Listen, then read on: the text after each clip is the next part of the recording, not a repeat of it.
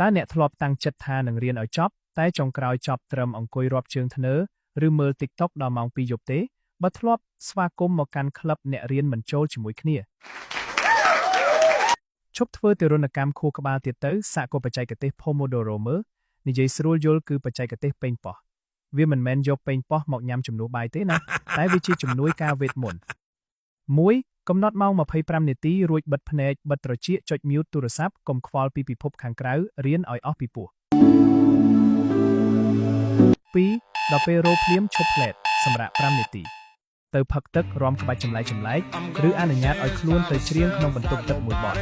តែចាំណា5នាទីគឺ5នាទីមិនមែនសម្រាប់5នាទីតែថែមលេងហ្គេម2ម៉ោងទេបើធ្វើអញ្ចឹងប៉េងប៉ោះខ្លាយជាប៉េងប៉ោះស្អុយហើយធ្វើបែបនេះ4ដងរួចសម្រាប់វែង15ទៅ30នាទីធានាថាខួរក្បាលប្អូនៗនឹង fresh ដូចទឹកកកឈូស